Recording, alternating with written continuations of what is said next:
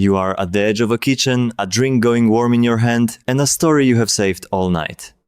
A neuroscientist named Robert Provine once logged 1,200 real laughs, one at a time, back in 1996, and fewer than 2 in 10 came from anything like a joke. Hold on to that. You wait for the gap. You drop the good one. 2 polite nods, and the room moves on without you. Meanwhile, someone who has not said a single clever thing all evening has 3 people leaning in and laughing. He is not funnier than you. He is running one small move that almost nobody thinks to run. And by tomorrow, your story will be gone out of every head in that kitchen, while the feeling of standing near him will not. So, what is the move? And why am I not going to give it to you yet? Because you need the 2 dead versions first, and you have been running both for years without noticing. The exact line I used myself comes later, when you can actually hear it. Most people think fun is something you bring into the room. A performance. You collect the good stories, you sharpen the jokes, you wait for your slot, and you deliver. So the whole conversation turns into an audition, half in the room and half backstage. And the person across from you can feel every second of it without being able to name what is wrong. And here is the part you cannot see while you are rehearsing. Being somebody's audience is a job nobody applied for. A rehearsed man is a closed door. You are not boring, you are busy. And busy being impressive is the least fun a person can possibly be. The move is this. Someone hands you something ordinary. Do not answer it. Build on it. Take the small flat thing they said, push it 1 notch past literal, then hand it back so they get to play too. Call it the +1. Someone says, I basically live on coffee right now. What comes out of your mouth? 2 things probably, and both of them are dead. The first is the useful one. Yeah, too much caffeine wrecks your sleep. True, helpful. And the whole thing slides quietly onto the floor. The second one is worse, because it feels like the fun answer. You reach for the bit. Yeah, my old coworker drank it cold, straight out of the pot. She laughs. She really does. And then it goes quiet, because you finished it. Nobody warns you about that one. A joke that lands can end a conversation exactly as dead as a fact does. I will give you the +1 of that same line in a second. But first, why do both of them die? Do this right now, before I go on. Picture the one person you always feel great around. The one who somehow makes you quick. Now, what do you actually remember about them? Almost nobody remembers that person's jokes. You remember how you sounded next to them. They were not being funny at you. They were making you funny. And you have wanted to be near them ever since. That is the entire job. Provine's team traced those 1,200 laughs one at a time at the University of Maryland, Baltimore County. It was not wit. Someone would say, look, it is Andre, and the whole table cracked up. Someone would ask, are you sure about that? Someone would say, it was nice meeting you too. Is any of that funny? Not remotely. Then why is the whole table laughing? Because somebody threw them something easy and they got to throw something back. The laugh is not payment for a good line. It is the sound a person makes when they stop being careful, which is why you cannot buy it with better material. Nobody has ever relaxed because the other guy was impressive. So look at what the useful answer did. You said a true thing about sleep, and true is exactly how it killed it. Nobody was asking about coffee. She was holding out an opening, and you filled it with information. A fact is finished. There is nothing sticking out of it for her to grab. That is the whole failure, and it has a shape. Your reply had no handle on it. So stop trying to be the show.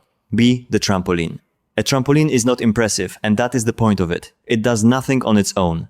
It takes whatever you bring and sends it back higher, and that is exactly why every single person wants a turn. Now ask yourself something uncomfortable. When did anyone last walk away from you feeling quicker than they arrived? Here it is on something small. Somebody says, the gym was packed tonight. That version 1, the helpful one. Yeah, it is always like that after work. That version 2, the one you think is fun. They should start charging cover. That one even gets a laugh, and then it stops, because there is nothing left in her hands. Now the +1. Did you have to take a number? Now serving 41. Squat rack. No story, no stage. And here is the part that hooks her without her knowing. Now she is the funny one. You did not perform at all. You made her jump. And it is never only the gym. She says, "My neighbor mows the lawn at 7. The helpful version, that is rough. The plus one. He has a schedule and you are on it. Watch her go." She will tell you what else is on that schedule and what time she is penciled in for. There is a reason a rehearsed man loses the room before he opens his mouth. Emotions are contagious in the most literal way. Elaine Hatfield at the University of Hawaii gathered the evidence for this back in 1993 and named it emotional contagion. You catch the state of the person in front of you, their face, their voice, their tempo, like a yawn across a table, and they are catching yours. Here is what that costs you before you open your mouth. Walk in, guarded and rehearsing, and the room quietly catches guarded. Walk in loose and ready to play, and the room catches that instead. You are handing them whatever you walked in with. Here is the line I owed you. I spent years being the useful one in kitchens like that, and I thought that was kindness. It was not. It was hiding.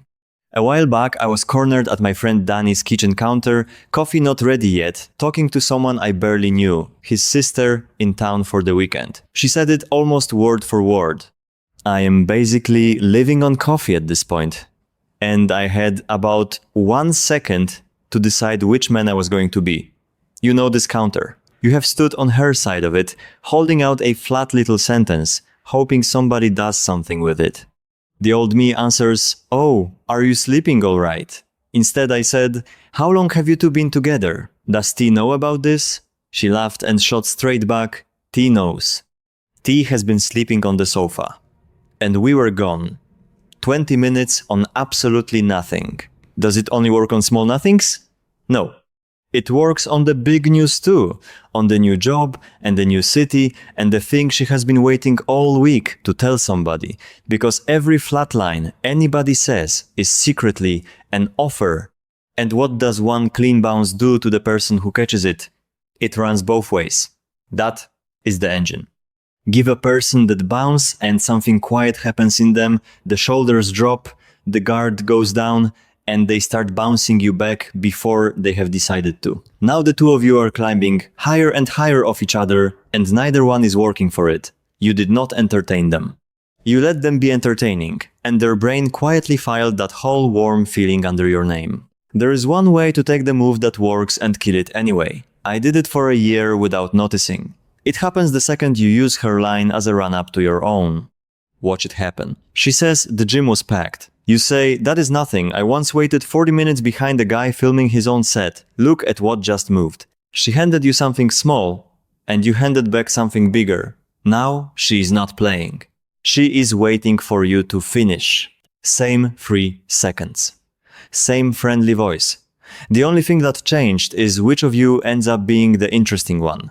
The trampoline only works while she is the one going up, which should lift a weight off your chest. You do not need more jokes. You need to make it safe for one other person to be a little silly, then get out of their way while they are.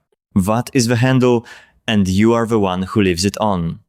So here is the part that is yours. One move. It costs only the reflex to be useful. Your next real conversation, this week.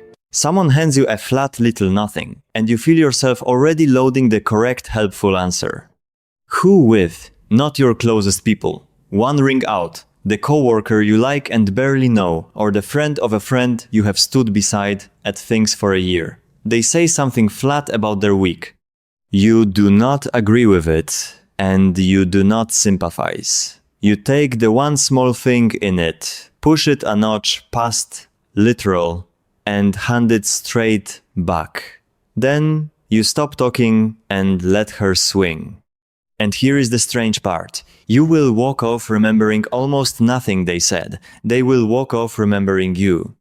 That is the plus one. Be the trampoline, not the act. Somewhere soon there is a kitchen, a drink going warm in a hand, and someone you would genuinely like to know. Do not reach for your best story.